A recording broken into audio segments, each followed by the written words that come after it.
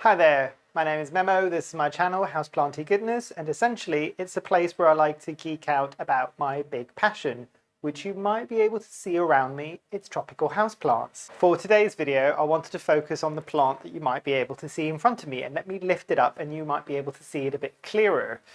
This is none other than the Ponytail Palm. Let me just put it back down again. Let me just bring it in before I do that and show you what it looks like. So you've got the cortex that is that main stem part there, and then you've got the foliage essentially, which is this long stripy leaves that, if you can see how this grows through that main cortex and then all of this comes out, you can probably understand why it gets the name Ponytail Palm, which essentially it's its common name, and I will put its botanical name right here at the top. I can't remember it now off the top of my head, but let's talk a bit more about the Ponytail Palm. This is a great plant for a gift if you want to give it to anybody who's a beginner, and I've got a lovely friend of mine who has tried with many different houseplants and pretty much will kill everything barring a ficus plasticus or a fake plant, but I was able to get her this plant specifically, and I am quite happy to report that 2 years later it is still going strong, it is still growing, and it's doing well in her care. And for me, that's the ultimate litmus case. I do love that friend of mine, but pretty much she could kill a stone, and the fact that she's able to keep this plant happy says a lot about it. So as you saw when I brought it in a bit closer, it does have a cortex. And essentially that just means a slightly hardened bulb-like structure, with part of it being underground and part of it being above ground, which is what you're seeing there.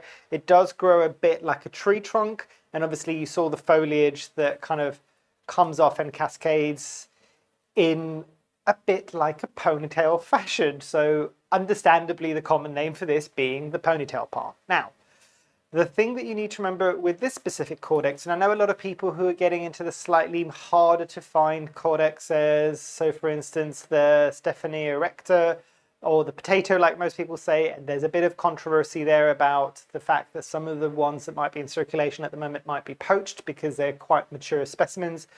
But this is a plant that has been in cultivation for many years now. This is not one that people are probably taking out of nature. I can't say for sure, but it is a plant that has been in the houseplant market for many years.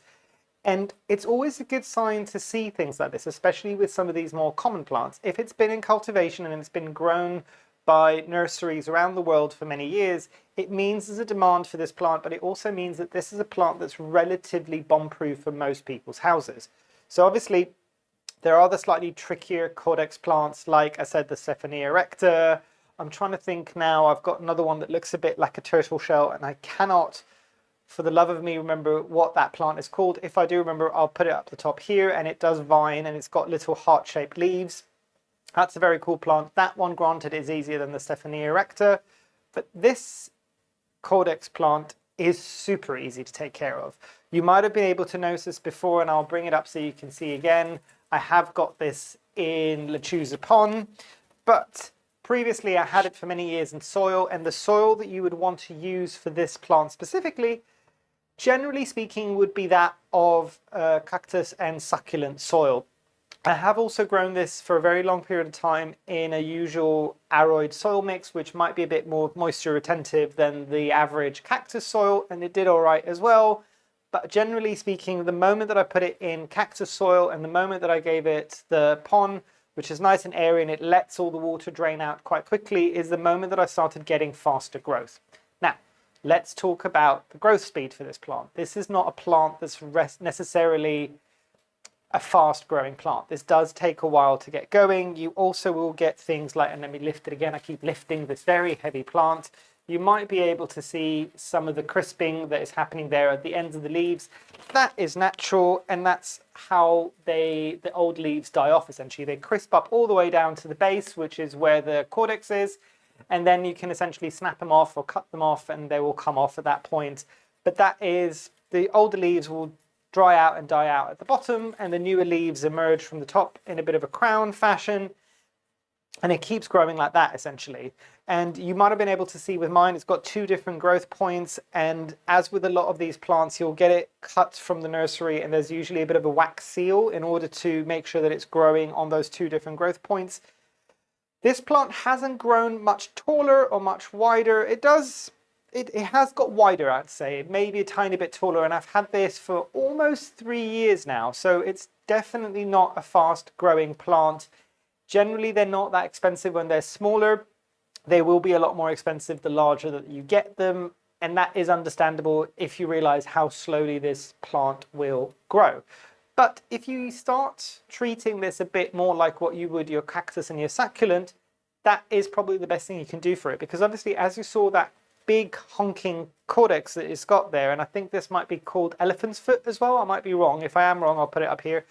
But this, because of that size of that cortex, it stores water within that mass there, essentially.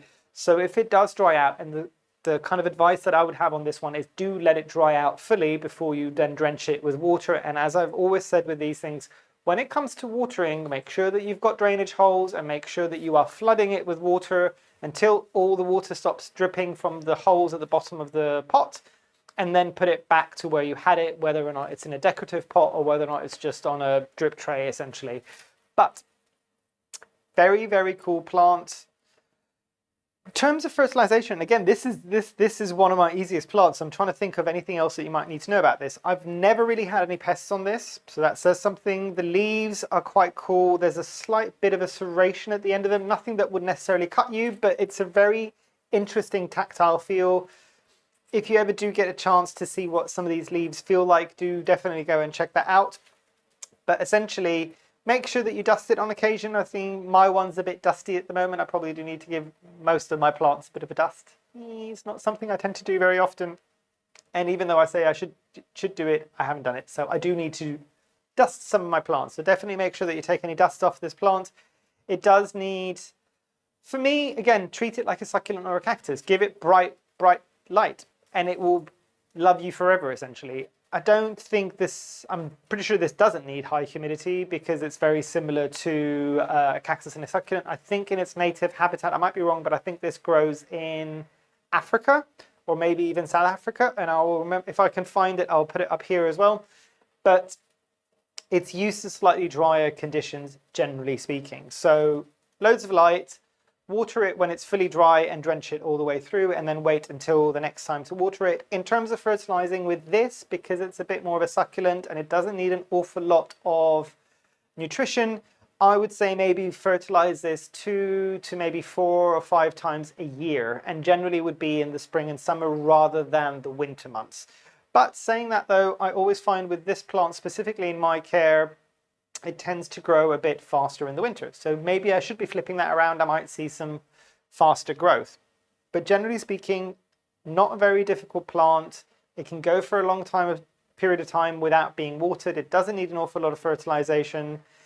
It doesn't need high humidity levels. This is a good plant. If you've got a bright window for it somewhere, I'd say definitely get one. And even for the people that are into their kind of rarer plants, this is a cool one to have around, because a lot of the times the easy plants that everybody always talks about is the Sansevieria or the snake plant and the ZZ plant. All of these things are fine and they can go in slightly lower light, but if you want something to put in a really, really bright position, this is definitely one for you. And also another really good one for people that go traveling a lot as well. So a great gifted plant that you can get, and not one that is particularly fussy. I think that's everything I wanted to say about this. There's not an awful lot that you can say because it's such an easy plant to take care of. If you've got any questions or comments, if you want to share your experiences growing the ponytail palm down below, please do. Definitely this is a plant that has a bit of a wow factor as well. So I think a lot of people would like to add this to their collection because it's a kind of unusual looking plant. It looks a bit like it could be a palm, but it isn't a palm, so it doesn't come with all of those issues. But yeah, hopefully you've enjoyed. Hopefully I shall see you here soon again. And I really, really, truly hope that you have a great rest of your day. Thanks. Bye.